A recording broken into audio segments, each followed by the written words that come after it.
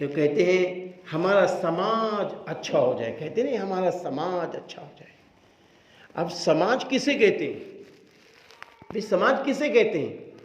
हम आप सब जब मिलजुल कर रहेंगे इसी का नाम तो समाज है। हम आप जब मिलजुल कर रहेंगे इसी का नाम तो समाज है। भाई समाज का नाम कोई अलग से आया है?